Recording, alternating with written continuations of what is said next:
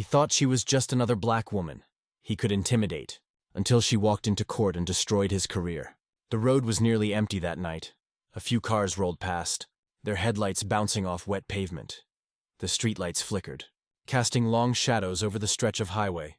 Outside Birmingham, Alabama, it was late, just past 11, the kind of hour where most people just wanted to get home. Lieutenant Commander Renee Dawson had been driving for nearly 2 hours, her fingers drumming lightly against the wheel, humming along to the soft rhythm of an old jazz tune, playing through the speakers. She wasn't in uniform, just a simple black sweater and jeans.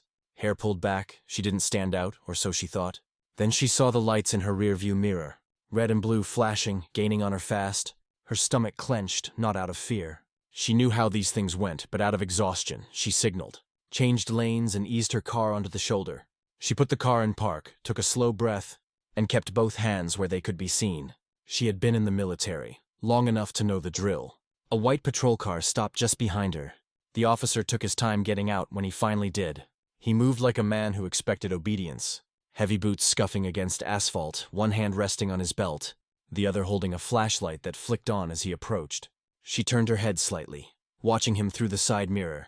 The name on his badge caught the light. Briggs, license and registration. No greeting, no explanation. His voice was flat, practiced, impatient. Renee met his eyes in the mirror, then reached slowly into the glove compartment. Pulling out her documents. "Was I speeding, officer?" she asked, her voice steady. Briggs didn't answer right away. He took the papers from her hand, holding them just out of reach as he gave her car a once-over. "Tail lights out," he said. She frowned. "That can't be right." Briggs finally looked at her. "Are you arguing with me?" A beat of silence passed. Renee could feel the shift in the air, that quiet, unspoken moment where power met resistance, and one side expected the other to cave. She'd seen it before, in briefings, on bases overseas, in training exercises, meant to prepare sailors for the world. Outside the Navy, she knew better than to push, but she also knew her rights. "I'm just saying," she replied, voice calm. "My taillights were checked a few weeks ago. But if there's an issue, I can get it fixed. Step out of the car." Briggs cut her off like he hadn't heard a word. Renee exhaled slowly. She glanced toward the traffic ahead. No witnesses. She tapped her fingers against the steering wheel once, then reached for the door handle. "Mind telling me why?" she asked. Briggs tilted his head, smirking, "Because I said so." She let that hang in the air for a second, then unbuckled her seatbelt and pushed the door open. The night air was cooler than she expected. She stepped onto the pavement, her posture relaxed, but measured. She wasn't looking for a fight, but she wouldn't be bullied either. Briggs took a step back, scanning her. She could feel him sizing her up, deciding how much he could get away with. Turn around, hands on the car. This time she hesitated. For what reason? Briggs took a step closer. His smirk disappeared. "Are you resisting?" Renee held her ground. "No, I'm asking a question." A flicker of something crossed his face. Annoyance, amusement, maybe both. Then without warning, he reached for his radio. "We got a non-compliant driver here." He muttered into the speaker, then louder. "Turn around." Her pulse picked up, but her expression stayed neutral. "Officer, I need you to understand something," she said, her voice low but firm. "I know exactly what I'm allowed to do, and I know exactly what you can't do." Briggs didn't like that. His jaw tensed. "You're under arrest," he snapped, reaching for her wrist. Renee moved before he could grab her, stepping back just enough to avoid his grip. Under arrest for what? Briggs pulled out his cuffs for obstructing an officer. She exhaled sharply through her nose. So that was his game. Her military training kicked in, heartbeat steady, breathing even. She knew she had two choices: comply and fight this later, or push back and risk escalation. She wasn't about to become another statistic. With slow, deliberate movements, she turned, placing her hands on the roof of her car. The metal was cool against her palms. Briggs wasted no time, yanking her arms behind her back, tightening the cuffs far too much before shoving her toward the patrol car. "You don't know what you're doing," she murmured. Briggs chuckled. "Shoving her into the back seat, lady? I know exactly what I'm doing." But he didn't, not even close. The hard plastic seat of the patrol car dug into her back. Renee sat still, wrists burning against the cuffs. Her breath measured. The door slammed shut behind her, sealing her in outside. Briggs strutted back to his vehicle, muttering something into his radio. She glanced at the partition, separating her from the front seat. The faint reflection of her face stared back. Calm, composed, but beneath that, something simmered. She had been through combat drills, high-stakes operations, and interrogations in foreign territories. But this was different. This was a man with a badge, drunk on power, convinced he was untouchable. A few minutes passed, then 5, then 10. She shifted her hand slightly. Testing the cuffs too tight, he had done it on purpose. The driver's side door swung open and Briggs slid in, whistling. Well, well, he muttered, pulling his seatbelt across his chest. Let's take a little ride. She didn't respond. He threw the car into gear, pulling off the shoulder and back onto the road. The patrol car lurched forward, the overhead lights still flashing. She could see the reflection of the red and blue in the side mirrors, staining the road behind them. You know, Briggs said after a moment, most people just keep their mouths shut when I tell them to step out. Renee exhaled sharply through her nose. And most officers don't arrest people for questioning. A traffic stop, Briggs laughed, shaking his head. Lady, you must really think you're somebody. She looked at him through the glass. I don't think I know. That made him pause, just for a second. His knuckles flexed around the wheel, a flicker of irritation, breaking through his smug exterior. But he covered it up quick. You military? He asked, his tone suddenly shifting. She didn't answer. Yeah, I figured, he went on. You got that attitude? That above the law type, he smirked. Bet you thought I'd back off if you threw that around? Huh, still, she stayed silent. Briggs clicked his tongue. Shame, he mused, shaking his head. If you'd just kept your mouth shut, we could have avoided all this. Her jaw tightened, the audacity of it. As if his actions were somehow her fault. The station came into view up ahead. A squat gray brick building just off the main road. The parking lot was mostly empty. Late-night processing was slow, and for now, it looked like she was the only guest. Briggs pulled into a reserved spot near the entrance, killed the engine, and turned to look at her through the partition. Gotta say, he murmured, I do love when they make it easy. Before she could respond, he was out of the car, slamming the door behind him. A second later, her door swung open. Let's go, he ordered. Renee twisted her wrist slightly as she stepped out. The cuffs bit into her skin. He hadn't loosened them at all. She kept her head high as he led her inside, past a bored-looking desk sergeant and into processing. The holding area smelled like old coffee and sweat. A metal bench lined the far wall, a steel door leading to the cells just beyond it. Briggs uncuffed her, just long enough to push her through booking. Fingerprints, mugshot, the whole routine. The officers behind the desk barely looked up, just going through the motions. She had seen this kind of indifference before. It was the kind that let bad men like Briggs thrive. When it was over, he grabbed her wrist again, leading her toward the cells. You think you're smart, huh? He muttered under his breath. She glanced sideways. I don't have to think. His grip tightened. She knew that got under his skin. Enjoy your stay, Briggs sneered, shoving her toward the cell. Renee caught herself before she stumbled. She turned, watching as the metal bars slid shut between them. Briggs smirked from the other side, tapping the bars lightly with his fingers. Before walking away, the lock clicked into place. She took a slow breath, then sank onto the bench. The chill of the metal pressed through her jeans. Grounding her, one night, that's all it would take. Because Briggs had no idea who he had just messed with. The metal bench was cold. Hard, unforgiving, Renee shifted slightly, rolling her shoulders to ease the stiffness creeping in. The cell wasn't much, just 4 walls, a single flickering light, and the faint smell of old sweat and disinfectant. She had spent nights in far worse conditions, in places where the threat wasn't just discomfort, but real danger. This was nothing, but that didn't mean she wasn't angry. Through the bars, she could hear the faint murmur of officers, talking at the front desk, the occasional shuffle of paperwork, the clatter of a coffee cup against a desk. She exhaled, slow and steady. Control the breathing, control the mind. Basic training drilled into her, long before she even stepped foot into the fleet. Then heavy footsteps, Briggs. She knew it was him before he even came into view. His stride had that same arrogant rhythm, like a man who thought he was untouchable. He appeared in front of the cell a second later, arms crossed over his chest, that same smirk plastered on his face. Comfy? She didn't answer. He tilted his head. Stepping closer to the bars, you know, if you just played along, you wouldn't be in here right now. She let a slow smile curl at the edges of her lips. Oh, I'm exactly where I need to be. Briggs's smirk faltered for just a second, a flicker of something in his eyes. Annoyance, uncertainty, he covered it fast, scoffing as he glanced toward the empty holding area. No one's coming to get you tonight, lady, he shrugged. Guess that means you'll have some time to think. About that attitude, Renee just watched him. Unmoved, unshaken, Briggs leaned in slightly. See, here's the thing, he continued, lowering his voice. People like you think the rules don't apply. You think a little confidence is enough to get out of trouble. She let him talk, let him ramble. It didn't matter, because he didn't know what was coming. And then, as if on cue, Another officer approached from the hallway. A younger guy, probably in his late 20s. Dressed in a standard issue uniform, he stopped a few feet away. Holding a clipboard. Sergeant. The officer's voice carried just a hint of uncertainty. We got a call. Briggs barely glanced at him, and the officer hesitated, shifted on his feet. And I think you need to see this, Briggs frowned. Then gave Renee one last look before stepping away. She sat back, listening. The conversation was hushed, but she caught bits and pieces. Something about a lawyer, a call from higher up, questions about why she was being held. Briggs's voice dropped lower, sharp and annoyed. The younger officer stammered something in response, but whatever it was, it didn't seem to make him happy. Then heavy footsteps again. Briggs stormed back, jaw tight, hands clenched into fists at his sides. His smirk was gone. What the hell did you do? Renee leaned forward, resting her elbows on her knees. I didn't do anything. She tilted her head slightly, but people talk. And some of us have friends in very high places. Briggs' face darkened. She could see it now. That moment of realization creeping in. The shift in power. He wasn't in control anymore.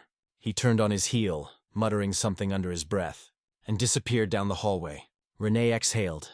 It wouldn't be long now, and when the truth came out, Briggs was going to regret every single decision. That led him here, morning. Light spilled through the narrow windows of the courthouse, casting long streaks across the polished floors. The air inside was crisp, the kind of cold that settled deep in your bones. If you sat still too long, Renee stood near the defendant's table. Her posture relaxed, but her eyes sharp. She wasn't in handcuffs anymore. No orange jumpsuit, no holding cell, just a well-tailored navy blue blazer, a simple blouse, and an undeniable presence.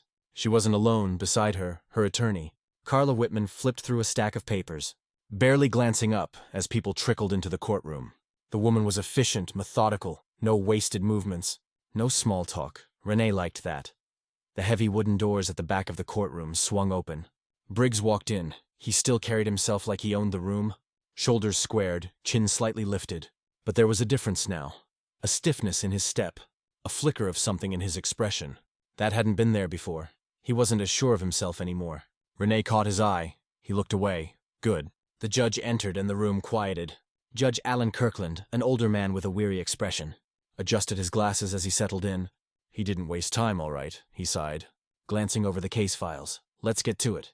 The prosecutor, a middle-aged man with neatly combed hair, cleared his throat.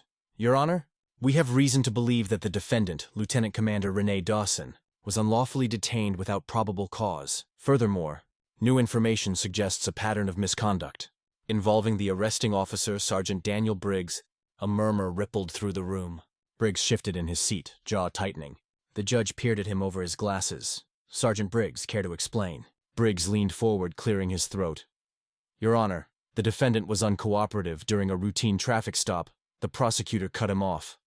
Uncooperative? He turned, lifting a document from the table.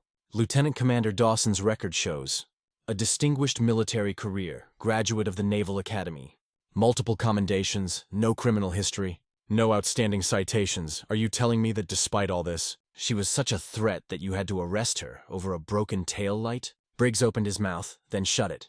The silence stretched. The prosecutor continued, flipping through his papers. Additionally, an internal review of your arrest history shows a disproportionate number of traffic stops involving black drivers in this district.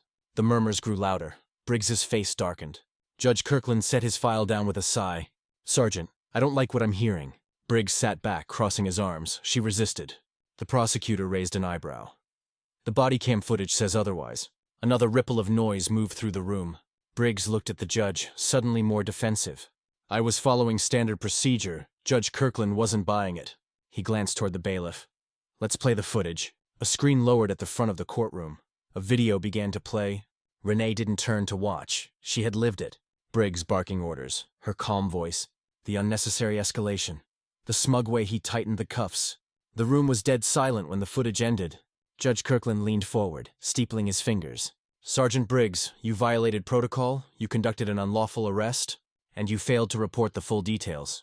In your initial statement, Briggs opened his mouth. But the judge wasn't done. The charges against Lieutenant Commander Dawson are hereby dismissed. His gavel came down, sharp and final. And I strongly suggest an internal investigation into Sergeant Briggs' conduct. The tension in the room snapped like a pulled rubber band. Briggs looked like he had been punched in the gut. His face flushed red. hands clenched into fists at his sides. Renee simply exhaled slowly, controlled. She never had a doubt. As she stood collecting her things, she glanced toward Briggs one last time. Their eyes met. No words were exchanged. They didn't need to be, because this time, she wasn't the one who had to fight for her reputation. Briggs was. Briggs stormed out of the courtroom, his heavy footsteps echoing down the polished hallways. His face was tight, his jaw clenched. He could feel the eyes on him. Other officers, court staff, even reporters, who had shown up after word of the case spread. He wasn't used to this. He was used to control, to walking into a room and commanding respect or fear. But now the power he had taken for granted felt like it was slipping through his fingers. And then came the worst part, Sergeant Briggs. A sharp voice cut through the hallway noise. He turned. Chief Eldon Baker stood with his arms crossed, his expression unreadable. The older man had been on the force for over 30 years, a respected figure in the department. His word carried weight. Briggs straightened. "Sir?" Baker studied him for a moment, then with a curt nod, motioned for Briggs to follow him into a private office. The second the door shut, the chief's tone dropped. "What the hell were you thinking?" Briggs exhaled sharply. "I was doing my job." "Your job?" Baker scoffed, tossing a file onto the desk. It landed with a heavy thud. "That's not what it looks like from here. The body cam footage, the arrest history, the fact that you didn't even know who you were arresting." Briggs' nostrils flared. "What does that have to do with anything?" Baker leaned forward. "Everything." His voice was quiet but sharp. "This wasn't some random woman. This was a high-ranking Navy officer. You think this is just going to disappear?" Briggs looked away, grinding his teeth. "She was disrespectful. She questioned you." Baker cut in. "That's not a crime." Briggs scoffed, shaking his head. "You don't get it. People like that?" The chief's expression hardened. "People like what, Briggs?" Silence. Briggs swallowed, but said nothing. Baker sighed, rubbing his forehead. "The DA is reviewing every single one of your cases, from the past 5 years. You've been flagged for racial profiling, and you better believe this department isn't going down with you." Briggs felt his stomach twist. "What does that mean?" Baker straightened. "It means you're being put on immediate suspension. Effective now. Internal Affairs is investigating, and if they find what I think they're gonna find..." He shook his head. "Your career is over." The words hit Briggs like a punch to the gut. His face burned. "This is bull." Baker held up a hand. "Don't finish that sentence!" His voice was ice. "Pack up your desk, and if I were you, I'd get a lawyer." Briggs stood there, fists at his sides, his world unraveling in real time. And for the first time in his career, he realized he wasn't untouchable. Across town, Renee sat in a quiet cafe, stirring a cup of coffee as she scrolled through her phone. The case had already made headlines. The footage had gone viral. Lieutenant Commander wrongfully arrested. Officer under investigation. She wasn't surprised. She had known, from the second she stepped out of her car that night, how this would go. She had seen men like Briggs before. Entitled, arrogant, used to bending the law in their favor. But this time, he lost. Her phone buzzed. A message from her attorney. "Briggs has been suspended, might face charges." Renee took a slow sip of her coffee. "Good." She glanced out the window, watching the city move on around her. The fight wasn't over. Not for her. Not for the people Briggs had likely hurt before. But today. Today was a win. The crisp afternoon air carried the scent of fresh rain. As Renee stepped out of the cafe, the weight of the past 24 hours should have lingered on her shoulders, but it didn't. She walked with the same confidence she always had. Head high, steps steady, her phone buzzed again. This time it was a number she recognized. She sighed, then answered.